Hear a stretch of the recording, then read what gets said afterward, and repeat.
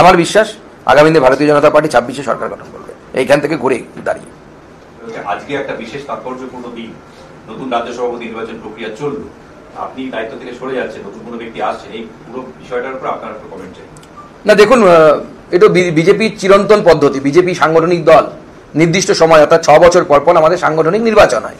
তো সাংগঠনিক নির্বাচনে কোনো একজন সভাপতি নতুন নির্বাচিত হয় এবং আমি বরাবরই বলে এসেছি এটা রিলে রেস, ব্যাটন একজনের হাত থেকে আরেকজনের হাতে যায়, তারপরে আরেকজনের হাতে যাবে, এনার পরে আবার আরেকজনের হাতে যাবে। কারণ বিজেপিতে কোনো পদ চিরস্থায়ী পদ হয় না, সভাপতির পদ তো অবশ্যই নয়, সেটা চিরস্থায়ী পদ নয়। ভোটাভুটি হলো না, ভোটাভুটি যে হলো না, একজন যেমন করা হলো, এটা কেন হলো?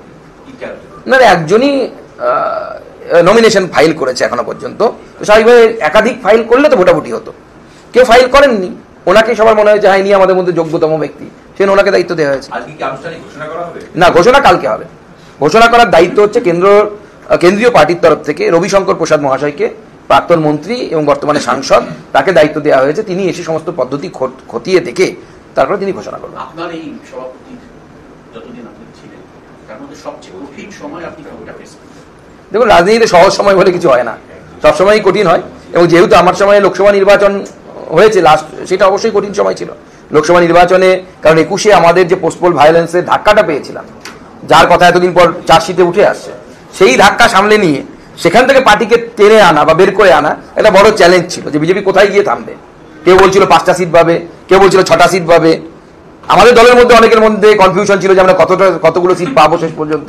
তো তারপরে পার্টি একটা জায়গায় দাঁড়িয়েছে, পার্টির একটা 38% মতো ভোট এখন আমরা ধরে রাখতে পেরেছি, 2,30,00,000 কাছাকাছি।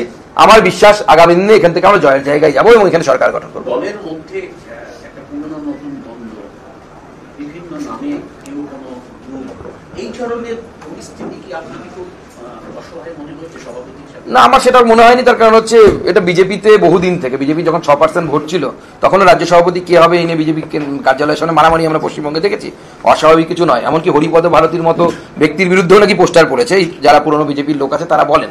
তো বিজেপির কর্মীরা একটু আবেগপ্রবণ হয়, তো সেই আবেগ নিয়ে অনেক কিছু করে। কারণ এরকম আবেগপ্রবণ কর্মী অন্য রাজনৈতিক দলে পাওয়া যায় না। তৃণমূল একটি সভা থেকে বিরিয়ানি দেওয়া বন্ধ করে দিক, দেখবেন লোক হবে না। বিজেপিতে খেতে পায় না, অনেক সময় বাসের ভাড়াটাও পায় না, তাও তারা চলে আসে। এটা হচ্ছে বিজেপির ইমোশন আছে, ইমোশনের জন্য অনেক সময় এরকম করে ফেলে। এটাকে আমি কোনো সময় সেইভাবে গুরুত্ব দিইনি, কারণ আমার দলেরই কর্মী তারা। সভাপতি আমলে আপনাকে না জানিয়ে কেউ কোনো কর্মসূচি ঘোষণা করছে, সেইটা আপনার কাছে কি? দেখুন, আমি চেষ্টা করেছি যে সবসময় যে ভারতীয় জনতা পার্টিকে সামনের দিকে এগিয়ে নিয়ে যাওয়ার জন্য, এবং সেক্ষেত্রে অনেকে ছোটখাটো এই ধরনের কাজ করলেও করতে পারে। আমার এই মুহূর্তে মনে পড়ছে না কেউ করেছে কিনা, তো সেটাকে আমি খুব একটা ধর্তব্যের মধ্যে আনিনি। 2026 নির্বাচন 2026 দলকে আপনি কোন খানটায় ছেড়ে চলে যাচ্ছেন, মানে কোন জায়গায় দলের এখন অবস্থা? না, আমি তো বললাম ঐক্যবদ্ধতার ক্ষেত্রে 38% ভোট আমাদের আছে। দল আগের থেকে অনেক বেশি ঐক্যবদ্ধ। আমাদের আস্তে আস্তে দলের মধ্যে টেকনোলজির ব্যবহার করে দলের যে তথ্য, সেই তথ্যটাকে যতটা পিউরিফাই করা যায়, আপনাদের সামনে আগেও আমি শেয়ার করেছি, বুথে কত লোক আছে, তার রিয়ালিস্টিক ভিউ আনা, এই বিষয়গুলো এখন আসছে। নতুন সভাপতি সেখান থেকে আবার সামনের দিকে এগিয়ে নিয়ে যাবেন।